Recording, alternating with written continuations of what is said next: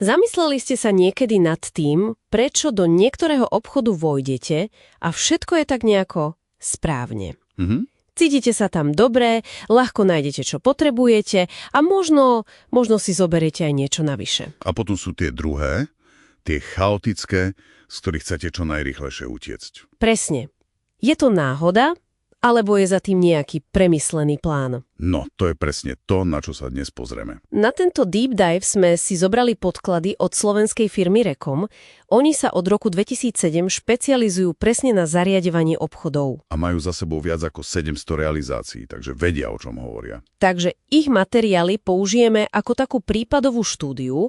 Chceme proste pochopiť tie univerzálne princípy, ktoré riadia náš nákupný zážitok. A tie princípy, alebo teda omrvinky, ako si povedala, vedú priamo k ich základnej filozofii. Ktorú majú zadefinovanú veľmi jasne.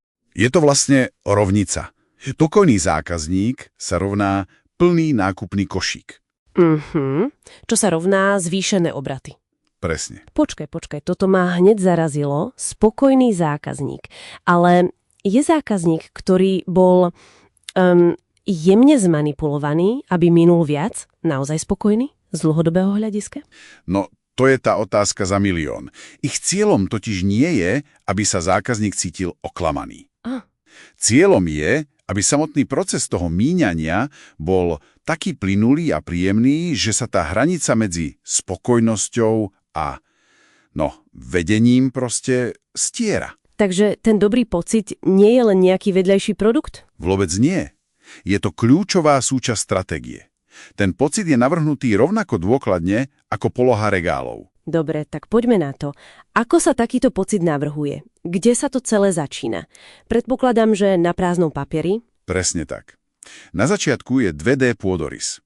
Dizajner potrebuje od klienta vedieť v zásade dve veci. Kto je cieľovka a čo sa bude predávať? Presne. A potom prichádza prvá kľúčová stratégia. Všimni si, že základné potraviny ako pečivo, mäso alebo mliečne výrobky sú vždy čo najďalej od seba. Áno, rozmiestnené po obvode predajne. Ja som si vždy myslela, že pečivo je vzadu, lebo tam majú pece, ale asi to nie je až také jednoduché. Je to zámer. Absolútny. V maloobchode sa tomu hovorí vytváranie cesty kotviacich bodov. Kotviace body? Áno. Väčšina z nás ide do obchodu pre pár kľúčových položiek. Mlieko, chlieb.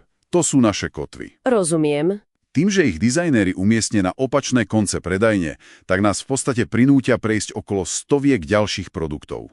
A maximalizujú šancu, že si do košíka prihodím niečo impulzívne. Presne tak. Niečo, čo je strategicky umiestnené v týchto vysokofrekventných zónach. To mi pripomína, ako v mojom supermarkete presunuli olivový olej. Týždne som ho hľadala a medzi tým som kúpila 3 druhy cestovín, ktoré som nepotrebovala. No, vidíš?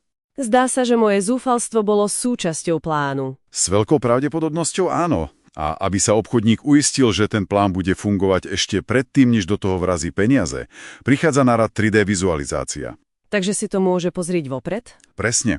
Podľa materiálov od Rekomu dokážu vytvoriť takmer fotorealistický model. Obchodník sa tak môže virtuálne prejsť po svojej, povedme, pasci a uistiť sa, že je správne nastavená. Ich služby ale nekončia pri vizualizácii. Oni vlastne zabezpečujú všetko, od vstupných bránok cez chladiace boxy až po pokladne.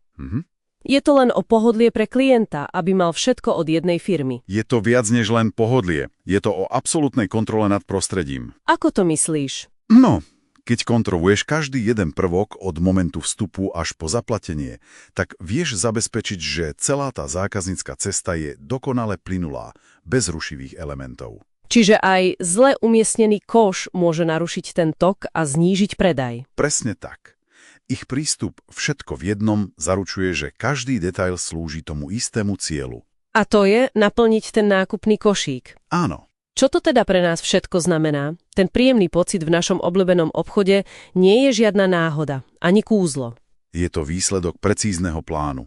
Plánu, ktorý využíva psychológiu, 2D návrhy, 3D modely. Na vytvorenie dokonalej cesty. Cesty, ktorá nás má doviesť presne tam, kam chce obchodník. A to otvára jednu zaujímavú myšlienku na záver. Počúvam. Tieto zdroje nám v podstate odhalili herný plán. Otázka teda znie. Teraz, keď poznáme pravidlá tejto hry, mení to niečo? Myslíš pre nás, pre nakupujúcich? Presne. Stávame sa vďaka tomu vedomejšími spotrebiteľmi, ktorí dokážu odolať. Alebo tá sila premysleného dizajnu funguje na podvedomej úrovni. Bez ohľadu na to, či vieme, že sme súčasťou stratégie.